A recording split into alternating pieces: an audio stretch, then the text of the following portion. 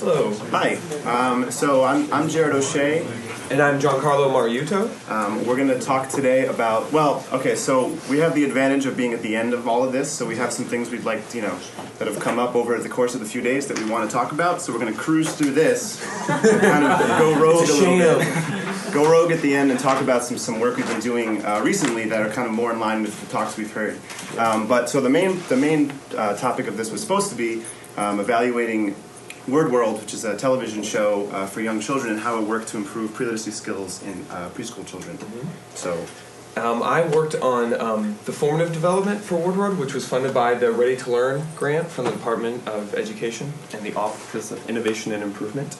And formatively, I worked on it for about 2 years, and then at the end of formative, we went into a big summative, which is what you're going to see here. A side note, my name is not on the program, and I don't have a badge on, but I'm supposed to be here. And more importantly, I paid. So you know. Because if not, I gotta get going. My role in this was as a researcher, so I'm going to tell you guys what I would tell the 2 to 8-year-olds that I spent researching the entire time I was on this grant. Hi, my name is Giancarlo. I'm a researcher. Do you guys know what research is? Well, no. Okay. Well, what I do is I find out about things. I find out what your favorite food is, what's your favorite television show, what's your favorite video game, and then there's gasps because they can't believe I have this wonderful job. And then I tell them the most important thing that I do as a researcher is that I look at things that other people have made. So the thing you're going to see today, I didn't make. So anything you say is not going to hurt my feelings. That applies to all of you. We were the independent evaluators on the grant. That's a very important word. That means we were completely separate from the content producers, the curriculum developers. We looked at what they did, and then we took it out to kids. And our team at the Michael Cohen Group, which is a research and consulting firm in New York City, is made up of a wonderful tight group of developmental psychologists, people like myself who have worked behind the scenes in the television industry. I worked for Nickelodeon for a couple of years as a producer, and that combination is what you get. So we use that knowledge base to help better inform the product that's being developed. But most importantly, we gain nothing from the product failing to the product doing well. Sadly, as a matter of fact, WordWorld just went bankrupt. It doesn't affect me. I still eat. So going ahead. Why don't we actually show you WordWorld? And I was trying to be sophisticated by embedding this, but I think it's just easier to show you this little video here right from YouTube. If you haven't seen WordWorld, it's on PBS Kids, still runs. The advantage of PBS, you don't have to be making money to be on the air. No new episodes. Sorry, excuse me. Welcome to WordWorld. Our word friends love to build a word. There you go. Oh, is it? No, yeah. Where you on that, Scott?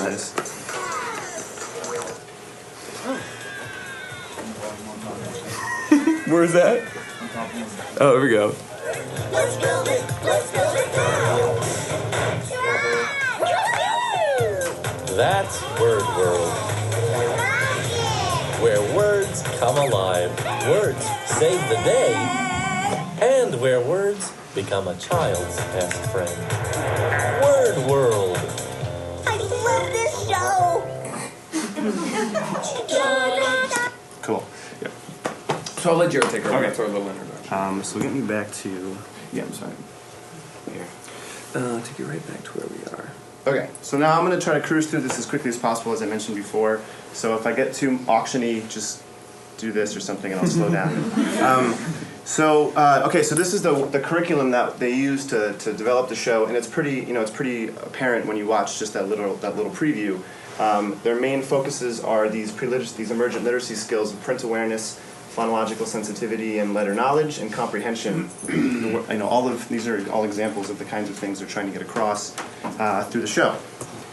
So the hypothesis, obviously, of this evaluation was that the preschool children who who watched the episodes for 6 weeks. There were, I think, 6 episodes that were viewed on rotation over 6 weeks. Will demonstrate significant gains in the pre-literacy skills compared to the control children who unfortunately didn't get anything. So it's not a proper control group.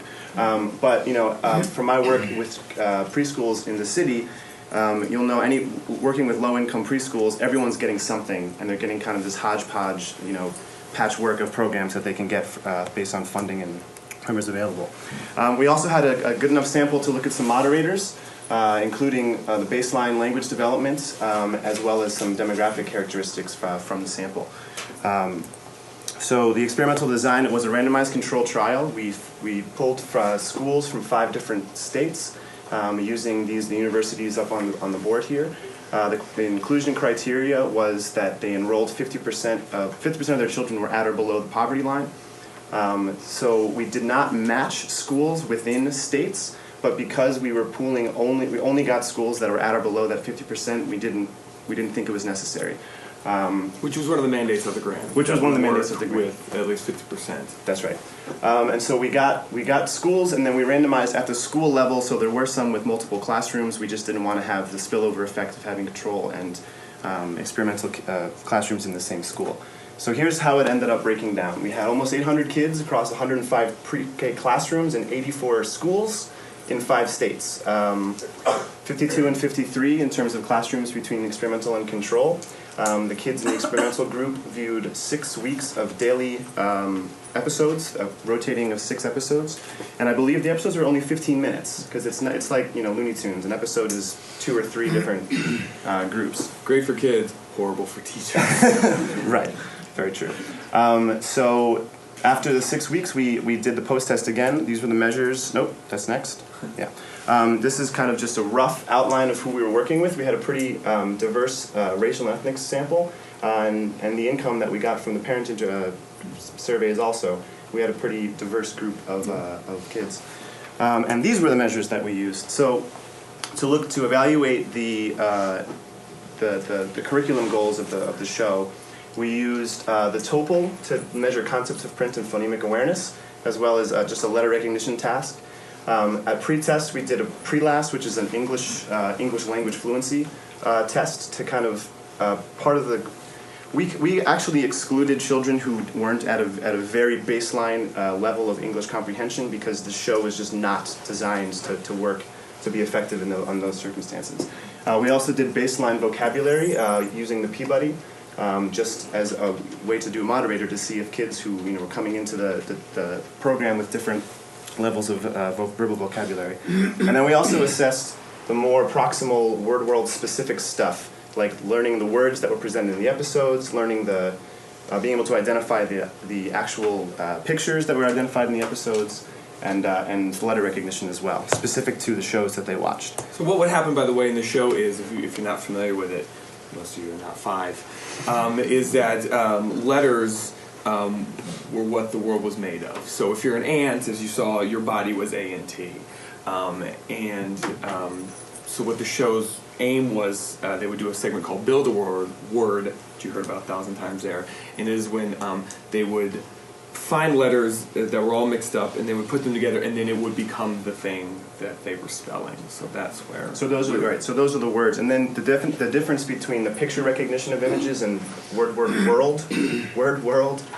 recognition is we actually showed them pictures of the things that were built, not the exact replications, but like we'd show a NASA ship, and then ask the kids to identify what it was, and then we also showed them the word, not built from the WordWorld letters. But just the word rocket ship, and those were the kind of the differences. So we used multi-level random effects regression to test this, and we also we looked at our primary and our secondary hypotheses. We also, just because we didn't match our schools, we tried to see if there were any differences at baseline between the control and the experimental group in some important factors like age, gender, and vocabulary, none of which were significant differences between the two groups. The only thing that was different between them is that there were more Hispanic children in the experimental condition. There were fewer children from rural areas in the experimental condition, and there was actually a longer time between the two pre-test and post-test. So for that, we controlled for that in the analysis because that was somewhat of a concern. So main effects. There was a significant gain in the WordWorld specific stuff. So we found that the oral vocabulary featured in WordWorld, the experimental kids did better, and the effect size we used was Cohen's D, so 0.33 is like a moderate small effect. The reading recognition of the written words that were featured in WordWorld, again, significant differences, but that is a small effect. There were no effects for any of the more distal things like letter recognition, concept with print, or the other early literacy stuff. This is just kind of showing a black and white version of the differences, graphed out visually. Why are those black and white? I don't know. They're red on my screen. Plug in your connector to the projector. It got bumped, I think. Oh, hey! Look at that. Well, it's not that exciting. We're going to move on. The goal of this presentation is not to give you a headache. Right. That's not Right. going to help. So there were some moderators for the proximal measures, and this is interesting. The rural kids did better than the kids in the cities. And the preschool children, this one's kind of what we were thinking. The preschool kids who were in the top third of the PVT, which is like the baseline vocabulary test, had better gains in more vocabulary. So that is kind of intuitive. They were able to pick up these words better. Yeah, not that exciting. But the next part is exciting. There's their gains compared to the other kids. This part is more exciting for us. The kids who the caregiver level of education was high school or less had better gains in the more distal pre-literacy skills, in this case phonemic awareness. And that's very positive. Similarly, the lowest on vocabulary made gains in the phonemic awareness as well. So basically the kids that were at the highest risk for these two, at least for baseline vocabulary and parents' level of education, made the best gains in this. And there was not a ceiling effect, although that's not presented here. And there's a visual image of what we're talking about. We also tested, this to me is the most exciting part of this, because I'm a fan of the Bronfenbrenner theory of human development. Basically that you're nested in a series of overlapping and interacting contexts. So a child is growing up in a neighborhood, in a family, attends schools that are nested in neighborhoods, nested in states, nested in a period of time, and all of those things are influencing the kid. So we were able to get information about how much WordWorld watching was going on at home, and all across the groups, there were because the show was out already on PBS, which is not ideal, but the product was not given to us in time. So we had major flaw, but because it was actually watched by everybody, we were able to see if there was some kind of interaction between watching it at home and in school versus just watching it in school. And we found that the children in the experimental group who watched it at home showed the greatest gains in the vocabulary they were learning from the show. And that's based on both the child's report and the parent report. We have no way of assessing why this is, so it's purely speculative, but that speculation is really fun, so I'm going to talk about it. Because it has, I think, it has some implications for all of us as people looking at media in education. It could basically be a frequency thing. Maybe the kids who watched it at home just watched it more, and you need to watch it more. That's fair. However, it could be that in order to get get your best bang for your buck when you're designing these things and getting the outcomes, it could be that reinforcing the same programs, the same media in two contexts makes it more important for a child. It could be that the kids who were watching it at home were also watching it with their parents. So it could be that combination of teacher support and parental support is what really makes the media properties the most effective. Mm-hmm. And I think that's something that we should all consider as when we're developing these things, that they need to be they don't necessarily work as an independent thing, like sit down and do this, but it may be best to try to develop technology that can be across multiple contexts, and therefore making them more effective. Again, purely speculative. So then, this is just summarizing. The kids in the lowest, most at need made the best gains in the more distal features, distal outcomes, and the kids who were already doing the best made the best gains in the WordWorld specific stuff. So now we're gonna go rogue for a minute. Yeah, round of applause for Jared for bolting through that.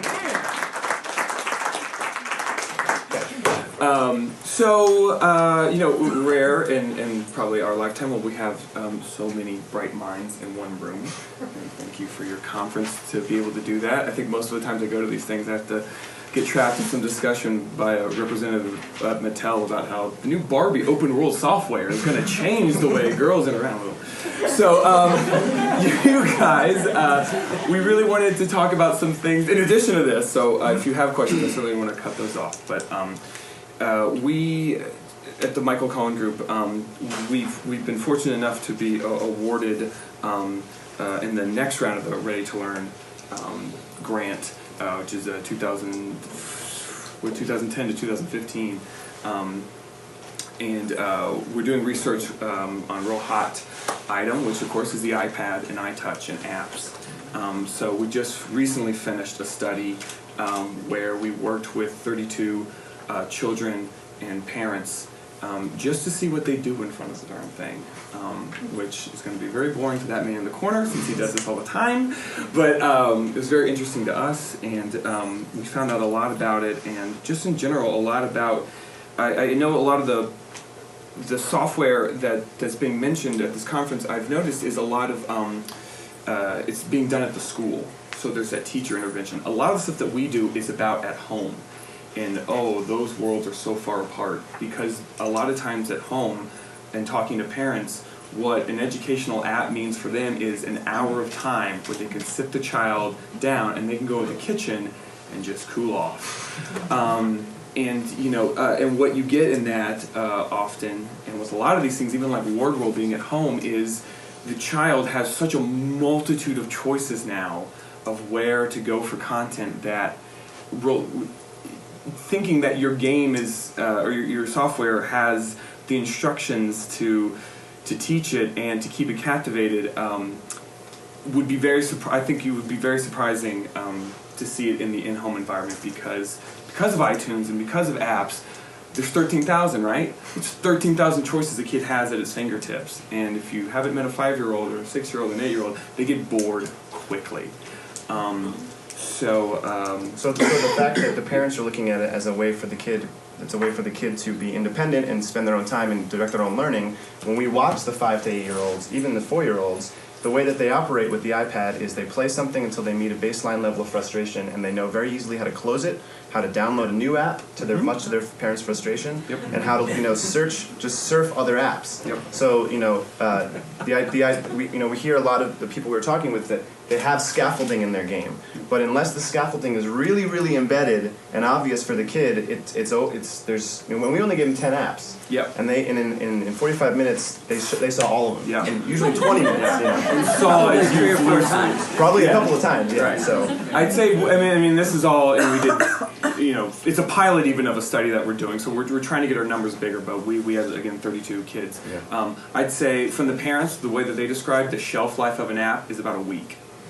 You have a week of what happens, a week of an app that they enjoy. Right. So if you get an Angry Birds, which, it lasts beyond a week, kids will come back to it, but what happens is you have this skyrocketing of intense play, and we got to move on. Okay. Sorry, we got a skyrocketing of intense play for about 2 or 3 days, and it's just this obsession with the game, and then kind of this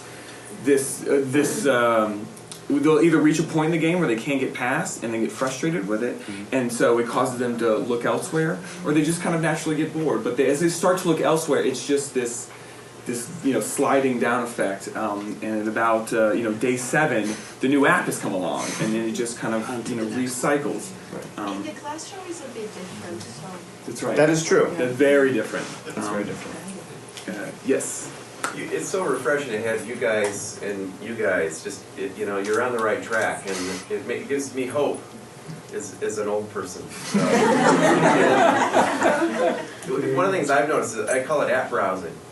the kids just kind of, oh, nah, you know, and then you drop one Angry Birds in there, and it's just like, that's where they are. So you have to be really careful in sort of balancing the icons. But, So one of the things that I've done is when the iPad first came out, I jailbroke it, and then I was able to connect to the Wi-Fi screen splitter. So I would be able to actually have my kid play the iPad and then mirror it on my computer and then catch it with ScreenFlow. And I would do the same thing. So I have hours of video of what the kid was doing and where he's touching and what he's playing with that could be analyzed a little further to see the interest. But what I found was this. An hour is too much, and what I tell parents is an hour is too much time to leave your kid alone with the iPad, and also choice is a big deal. So what you as a parent have to do is find 3 apps. Right. So now what I do with my 3-year-old's iPad is he gets 3 apps and he gets 20 minutes, and then he has the freedom to go through there and play the apps, but you find them getting bored. You know, so parents are always asking, what app should I get, how should I use it? And those are the type of advice that I'm able to give at this time, is you want to be very focused. So I'll give them a math app and a reading app, and then maybe one that's more for play. You know, like Doodle Buddy or something like that, where he can actually be creative, and then try to limit his choices there and keep him focused on where I want to be. Unfortunately, what we find is that most parents aren't educators like I am, so they're not sure what to do, but or what apps to get. So we need to get more information out there. But controlled, some kind of controlled environment is what I found. I can get my child to focus more on particular apps that I'd like him to interact with.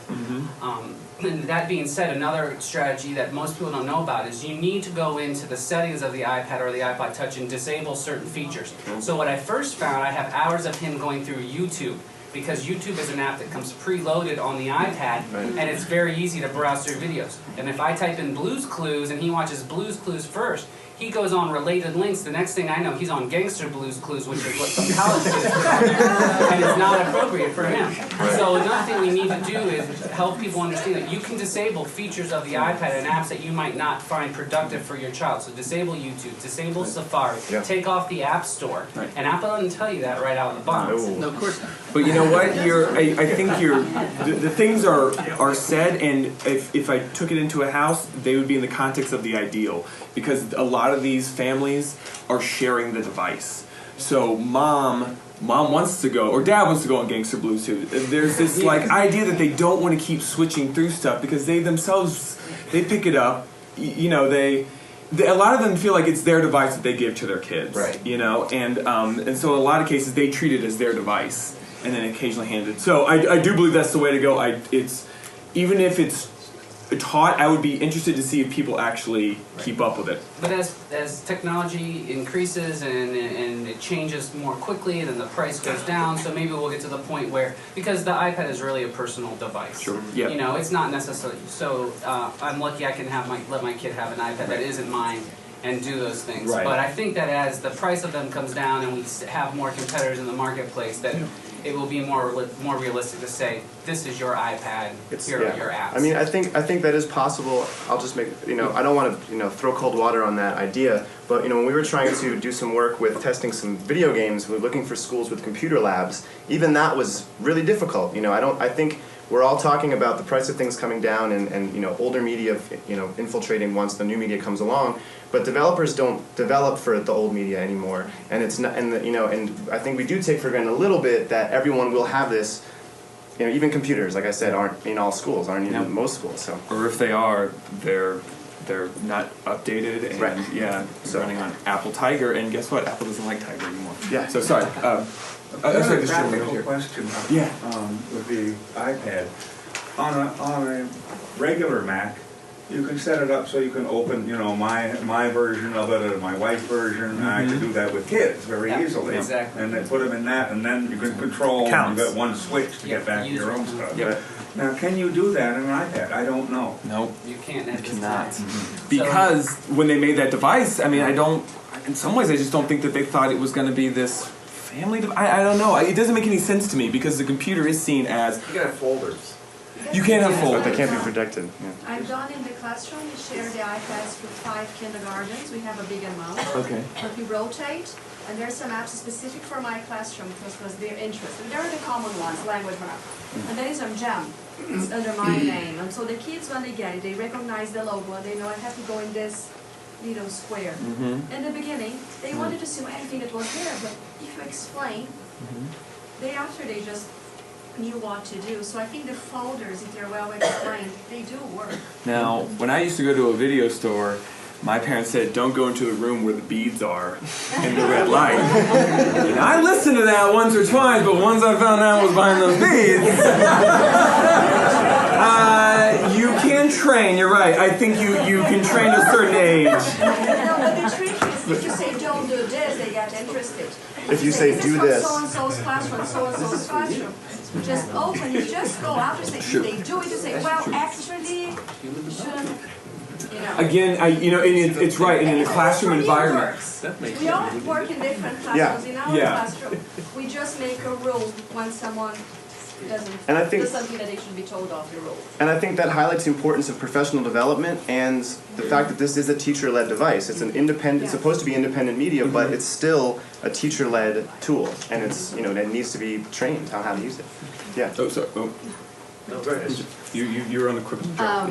Just to be the party crusher, I want to ask you a question about this one. Yeah. Oh, we are out of time. That's a quick one. Just, I wonder if you had any instruction followed, in the classrooms, in the experimental classrooms. If there's any instruction? Yeah, follow this session of the. Yes, there were a few like drawings and discussions. The teachers used the letters from the show during the school week, and there were some like drawing activities that also mirrored the things that were going on.